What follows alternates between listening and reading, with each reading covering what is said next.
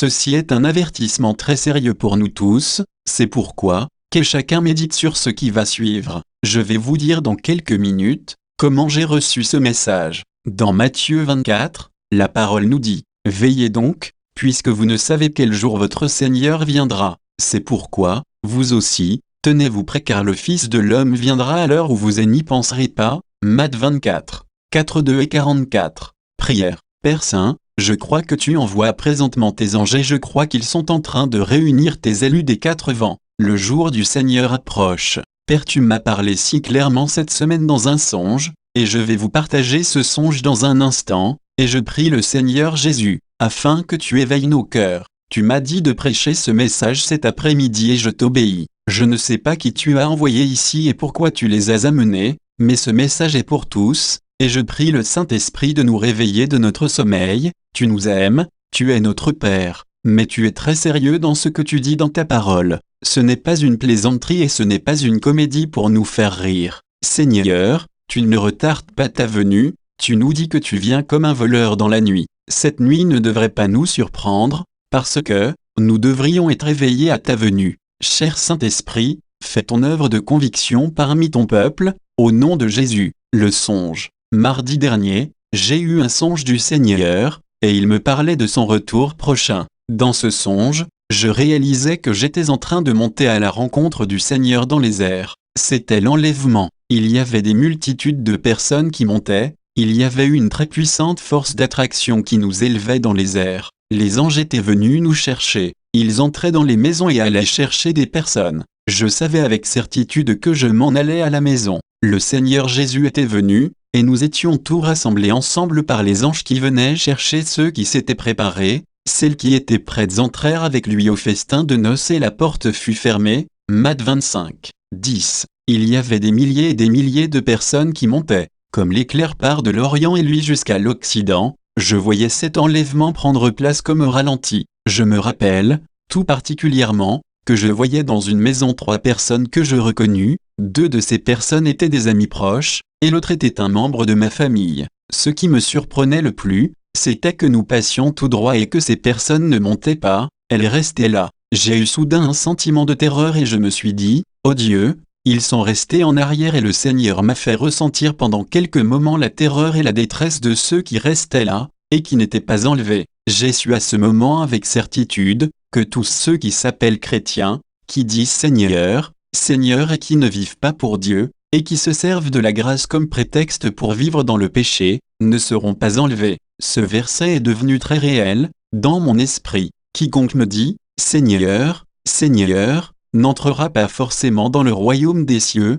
mais celui-là seul qui fait la volonté de mon Père qui est dans les cieux. Alors je leur déclarerai, je ne vous ai jamais connu, retirez-vous de moi, vous qui commettez l'iniquité. Matt 7, 21,23. Même si ces chrétiens semblaient endormis, ils savaient ce qui était en train de prendre place, ils savaient que Jésus était arrivé. Je voyais des mains levées vers le ciel et j'entendais le monde crier pour attirer l'attention afin qu'eux aussi puissent être enlevés. Je m'entendais qui leur criait, « Sortez de ta foule, sortez de la foule », comme s'ils étaient séparés du monde. Ils pourraient être enlevés. Mais nous avons continué à monter et nous sommes passés tout droit. J'ai eu un sentiment que je n'avais jamais expérimenté de ma vie. Même si j'avais entendu parler du retour de Jésus toute ma vie par mon père et par mon grand-père, cette expérience n'était pas descriptible avec des mots. La Bible nous dit que nous serons changés en un instant, en un clin d'œil et que ce corps corruptible va revêtir un corps incorruptible, comme le sien. La parole nous dit que nous devons être prêts,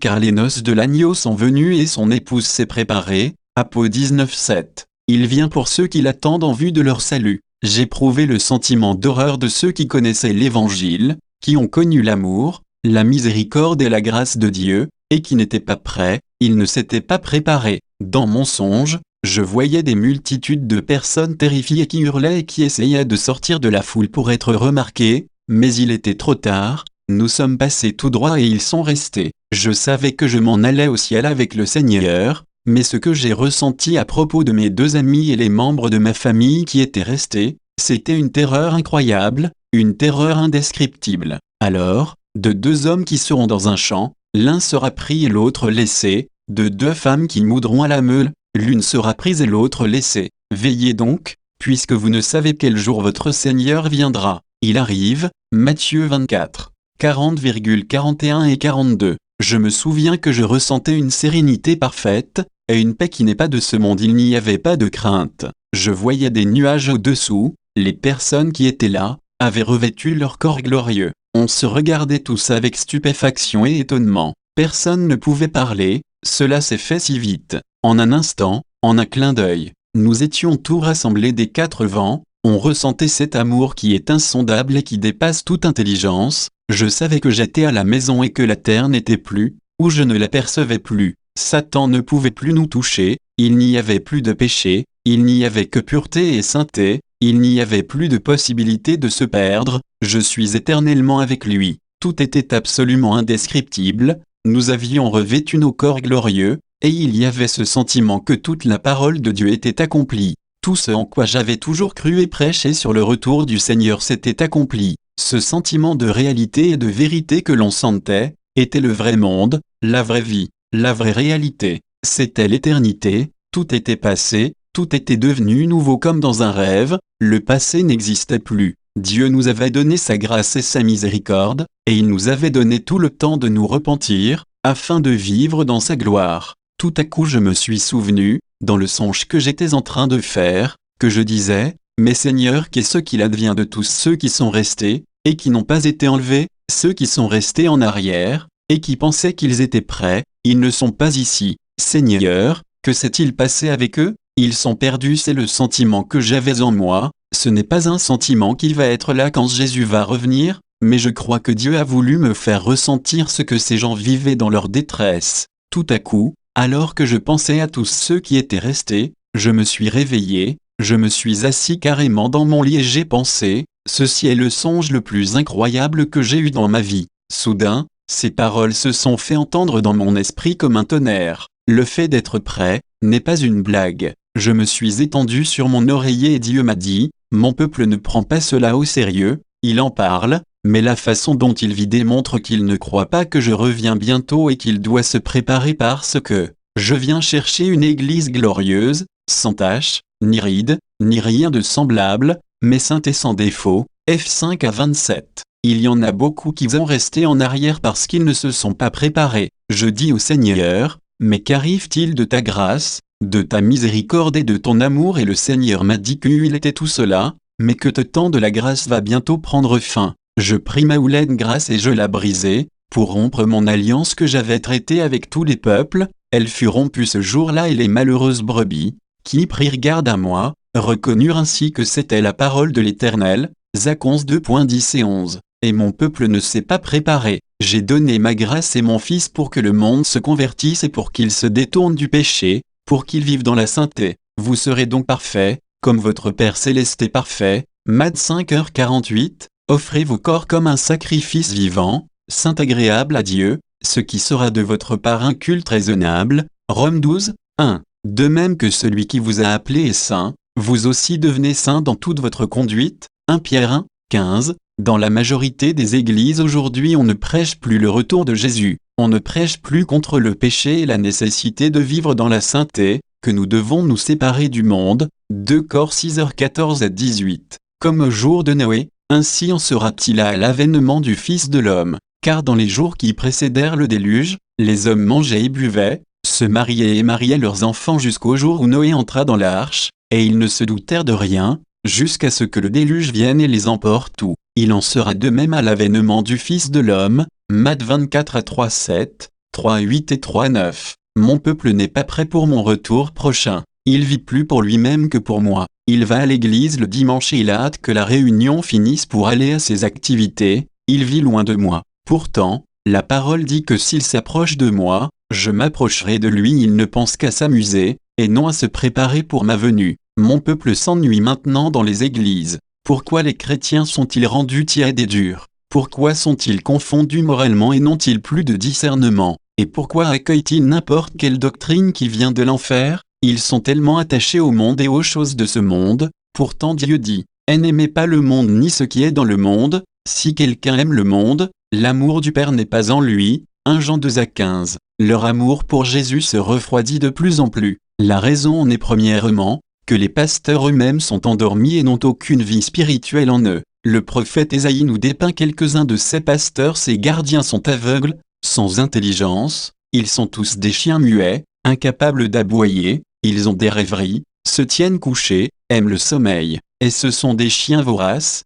insatiables, ce sont des bergers qui ne peuvent rien comprendre, tous suivent leur propre voie, chacun selon son intérêt, jusqu'au dernier, Ésaïe 56 à 10 et 11, le verset 9, de toutes sortes d'esprits mauvais, qui se sont emparés des brebis pour les dévorer, à cause de ces pasteurs endormis. Vous toutes, bêtes des champs, venez pour manger, vous toutes bêtes de la forêt, Ésaïe 56 à 9. Des hommes aveugles avec aucun message venant du Saint-Esprit, avec aucune tristesse dans leur cœur pour les brebis qui se font dévorer, ils ne comprennent plus rien aux choses spirituelles. Ils arrivent à l'église en n'ayant aucune révélation nouvelle du Seigneur. Ils ne reçoivent plus leur message directement du cœur de Dieu. Ils sont aveugles et endormis, parce qu'ils passent leur soirée devant la télévision à regarder des ordures. L'œil est la lampe du corps. Si ton œil est en bon état, tout ton corps sera illuminé, mais si ton œil est mauvais, tout ton corps sera dans les ténèbres. Matthieu 6 à 23. Ces pasteurs n'ont aucune vie,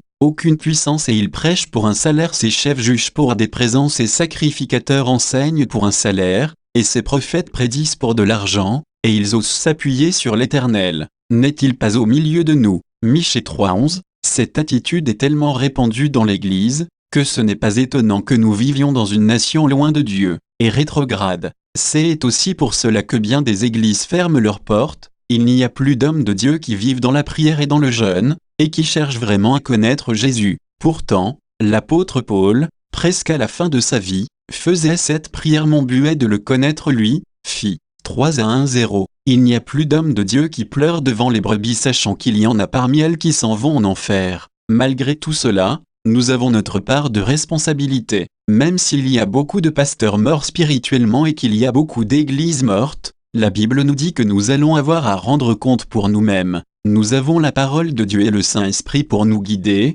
et nous aider à la comprendre. Vous ne pourrez pas au jour du jugement, mettre le blâme sur aucun pasteur ni sur aucune église. Vous avez votre Bible, étudiez-la et apprenez à connaître Jésus par vous-même, et mettez-la en pratique. Ainsi, quiconque entend de moi ces paroles et les met en pratique sera semblable à un homme sensé qui a bâti sa maison sur le roc. Matthieu 7 à 24. Nous n'aurons aucune excuse au jour du jugement. Ceux-là seuls qui sont prêts, vont être enlevés pour se marier avec Christ.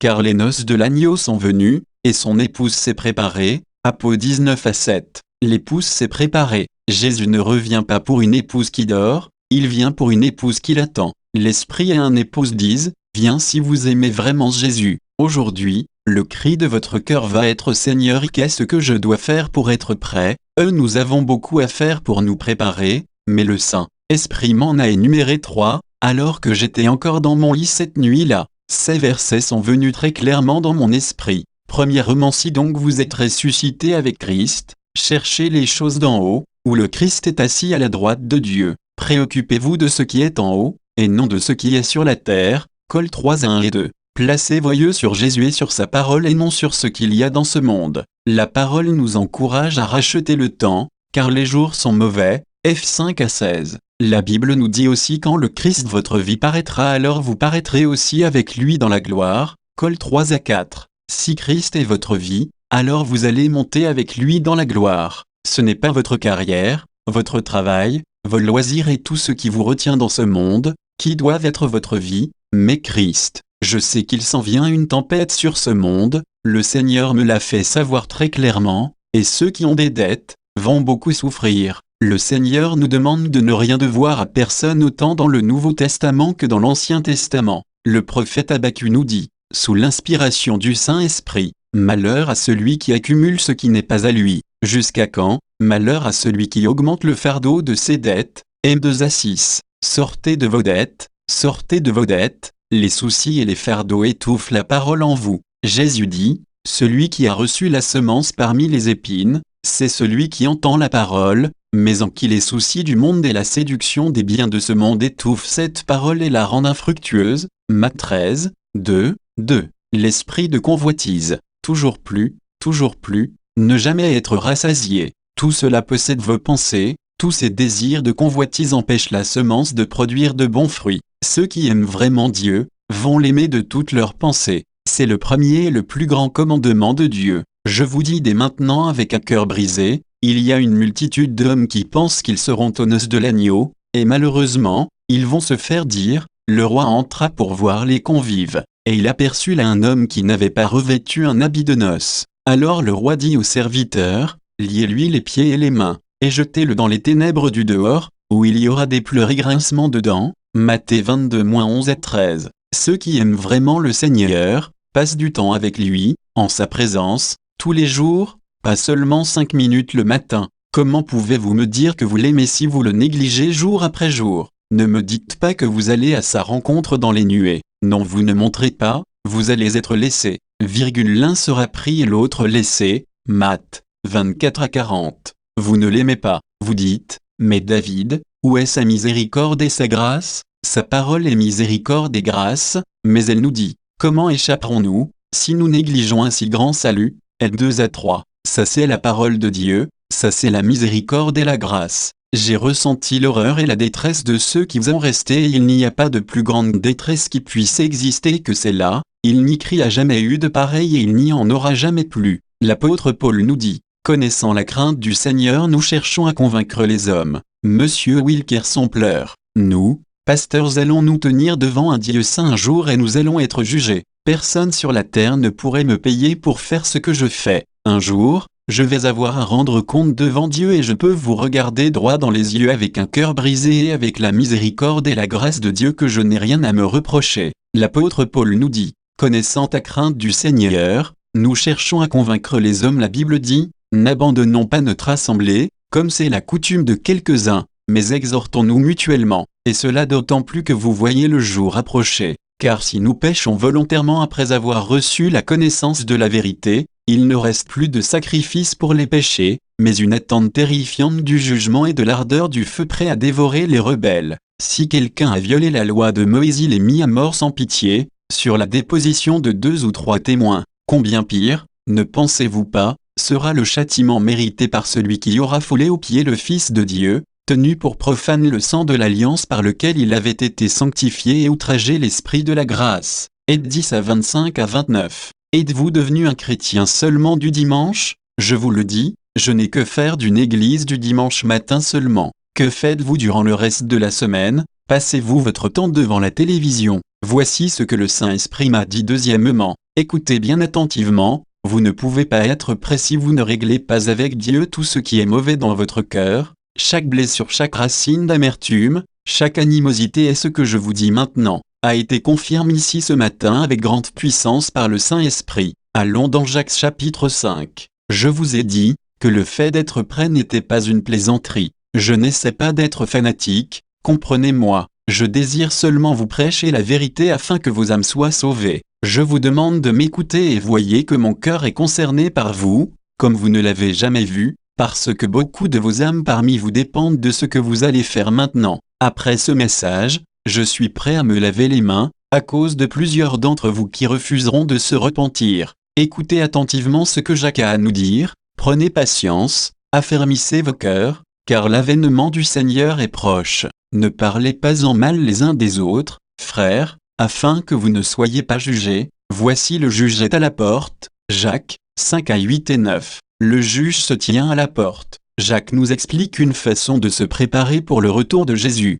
en rendant notre cœur pur, de n'avoir aucune racine d'amertume ou d'animosité, contre un frère ou contre une sœur et de ne pas parler en mal d'eux, afin qu'il n'y ait rien qui nous sépare de Dieu dans notre union avec lui. L'apôtre Jean nous dit, celui qui prétend être dans la lumière, tout en haïssant son frère est encore dans les ténèbres, il marche dans les ténèbres et ne sait où il va, parce que les ténèbres ont rendu ses yeux aveugles. 1 Jean 2-9-1. Nous entendons beaucoup de cochonneries psychologiques aujourd'hui, de faux raisonnements qui essaient de blâmer nos attitudes de péché sur notre passé, afin d'excuser ces péchés et d'empêcher la conviction du Saint-Esprit qui voudrait nous amener à la repentance. Non, non, non, ce qui vous sépare de Dieu est dans votre cœur, pas dans votre passé. Vous devez vous repentir et aligner vos cœurs avec la parole de Dieu avant que Jésus ne revienne. Dieu dit, écoutez-moi s'il vous plaît, j'en ai assez de vos plaintes, j'en ai assez de vos lamentations. J'en ai assez de vos critiques et de vos murmures. Repentez-vous si vous avez quelque chose contre un frère ou une sœur, vous feriez mieux de régler ce problème tout de suite, c'est urgent. Est-ce que vous rejetez la parole de Dieu qui dit « Supportez-vous les uns les autres et si l'un a à se plaindre de l'autre, pardonnez-vous réciproquement. De même que Christ vous a pardonné, pardonnez-vous aussi ». Col 3:13. Et Marc 11:26 dit « Lorsque vous êtes en prière, si vous avez quelque chose contre quelqu'un, pardonnez-vous, afin que votre Père qui est dans les cieux vous pardonne aussi vos fautes. » Vous me dites que vous êtes prêts pour le retour de Jésus, alors que Dieu ne vous pardonne même pas vos péchés si vous avez quelque chose contre quelqu'un parce que vous tenez rancune à un frère ou à une sœur. Ne savez-vous pas que Dieu vient chercher une épouse qui a un cœur pur? La Bible dit « Heureux ceux qui ont un cœur pur, car ils verront Dieu ». Matthieu 5:8. Écoutez-moi bien, vous voulez être réunis avec les élus lorsque les anges vont venir pour le rassemblement des élus des 4 vents. Cela ne me dérange pas de savoir quelle théologie vous avez ou à quelle doctrine vous croyez. Cela ne me dérange pas de savoir de quelle manière vous excusez vos péchés. Je me demande quelle sorte de grâce vous utilisez pour couvrir vos péchés. Mais la Bible dit que si vous ne pardonnez pas à vos frères de tous votre cœur, votre Père ne vous pardonnera pas non plus, et vous allez mourir dans vos péchés. Vous allez mourir dans vos péchés. Oubliez que vous êtes prêts pour le retour de Jésus. Vous allez mourir dans vos péchés si vous ne vous repentez pas, peu importe ce qu'ils vous ont fait, la parole vous dit de pardonner. C'est certain et très clair dans la parole que tout chrétien qui ne pardonne pas, ne peut être sauvé. Maintenant cela va devenir un petit peu plus sévère. Allons ensemble dans l'évangile de Matthieu, chapitre 24, 48 à 51. S'il vous plaît, remarquez que ce serviteur était un chrétien, mais il a développé un cœur mauvais. Voyez, il appelle Dieu mon maître, il appelle Dieu son maître et parle même de son retour. Mais si c'est un mauvais serviteur qui se dit en lui-même, mon maître tarde à venir, s'il se met à battre ses compagnons de service, et s'il mange et boit avec les ivrognes, le maître de ce serviteur viendra le jour où il ne s'y attend pas et à l'heure qu'il ne connaît pas, il le mettra en pièces et lui fera partager le sort des hypocrites. C'est là qu'il y aura des pleurs et des grincements de dents dans le verset 49. La phrase dans les textes grecs pour battre ses compagnons veut dire littéralement « frapper verbalement avec la langue ». Cet individu s'installe au téléphone et s'enivre de paroles qui sont du poison et qui empoisonnent ceux qui l'entendent. Ils sont intoxiqués par la calomnie et la médisance. Cela peut être une épouse qui parle de son mari ou un mari qui parle de son épouse ou un frère ou une sœur et ainsi de suite et cela persiste sans jamais qu'il y ait repentance. Tu t'assieds et tu parles contre ton frère, tu diffames le fils de ta mère. Voilà ce que tu as fait et je me suis tu. Tu t'es imaginé que je le ressemblais, mais je vais te reprendre et tout mettre sous tes yeux. PS 50 à 22:1. Cela peut aussi être quelqu'un qui parle contre son patron ou un compagnon de travail et il persiste à s'enivrer de ses paroles mauvaises jour après jour,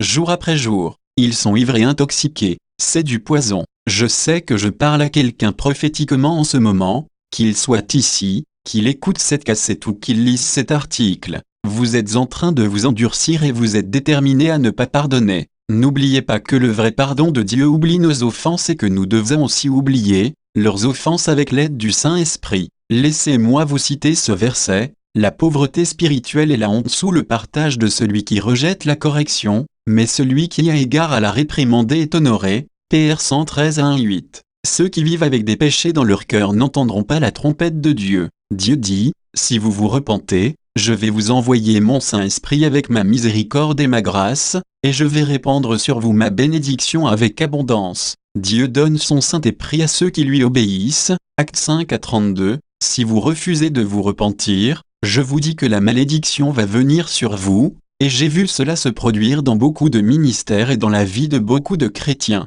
Ils ont perdu la présence de Dieu, ils vivent dans les ténèbres, ils ne comprennent plus rien aux choses spirituelles, ils n'ont plus de révélation, ils n'entendent jamais la douce voix du Saint-Esprit leur parler. Ils sont confus et ils ne sont pas prêts. Je vous le déclare que c'est le temps de prendre la parole de Dieu au sérieux, de croire ce qu'elle dit et de la mettre en pratique. Dieu est très sérieux dans ce qu'il dit. Monsieur Wilkerson ressent la tristesse du Saint-Esprit dans son cœur et il ne parle plus, il pleure. C'est un Dieu d'amour et de miséricorde, mais il est aussi un feu dévorant. Il va consumer par ce feu tous ceux qui se moquent de sa grâce. Combien pire, ne pensez-vous pas sera le châtiment mérité par celui qui aura foulé aux pieds le Fils de Dieu, tenu pour profane le sang de l'alliance par lequel il avait été sanctifié. et outragé l'esprit de la grâce. Et 10 à 29. Toute ma vie j'ai prêché la grâce et la miséricorde de Dieu, mais sachez avec certitude que la grâce va bientôt prendre fin. Je pris ma houlaine grâce et je la brisai pour rompre mon alliance que j'avais traitée avec tous les peuples.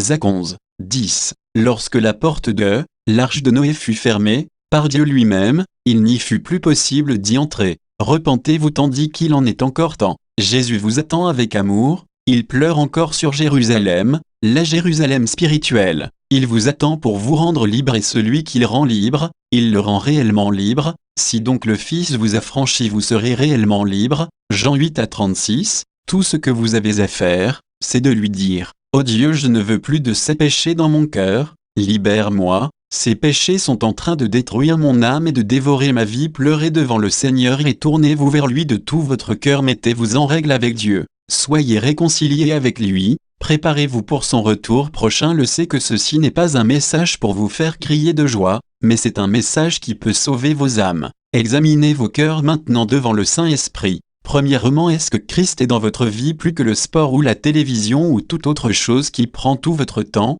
vos pensées qui pourraient vous fermer la porte du ciel? Parce que tout ce qui passe avant le Seigneur devient de l'idolâtrie. Fils de l'homme, c'est les gens la portent leurs idoles dans leur cœur, et ils attachent les regards sur ce qui les fait tomber dans l'iniquité. La télévision, me laisserai-je consulter par eux? Ésée 14:3. Est-ce que vos yeux sont placés devant la sensualité? Est-ce que vous avez des regards de convoitise? Dieu veut aussi purifier vos yeux. Y a-t-il quelque chose de trop difficile pour le Seigneur? Tout cela implique une vraie repentance. Il vient pour ceux qui ont un cœur pur. Vivez-vous dans l'adultère ou dans la fornication? Le Seigneur essaie-t-il de vous convaincre depuis longtemps d'abandonner vos péchés? C'est pourquoi, selon ce que dit le Saint-Esprit, aujourd'hui si vous entendez sa voix, n'endurcissez pas vos cœurs, comme lors de la révolte. Héb 3, 7 et 8. Ceux qui endurcissent leur cœur n'entendent plus la douce voix du Saint-Esprit qui essaie de les amener à la repentance. Non, non, n'attendez pas, tournez-vous dès maintenant vers Dieu, laissez sa grâce vous aider à vous détourner du mal et à revenir à la sainteté. Avez-vous négligé sa parole? L'avez-vous négligé jour après jour? Ne cherchant plus sa face, ne cherchant plus à le connaître plus intimement. Alors ce qu'il vous reste à faire, c'est de lui demander pardon, un pardon très sincère qui vient du cœur. Repentez-vous devant le Saint-Esprit de Dieu. Écoutez-moi, je sais qu'un message comme celui-là apporte de la tristesse dans vos cœurs, tant que le Saint-Esprit n'aura pas fait l'œuvre en vous par ce message. Et nous savons que la tristesse selon Dieu produit une repentance qui mène au salut et que l'on ne regrette pas, tandis que la tristesse du monde produit la mort. 2 Cor 7 à 10. Par cette repentance, vient une joie immense et une paix qui surpasse toute intelligence, et tout cela vient inonder votre cœur parce que vous avez obéi à sa sainte parole. Si nous confessons nos péchés, il est fidèle et juste pour nous pardonner nos péchés et nous purifier de toute injustice. Écoutez-moi tout, ceci n'est pas une blague.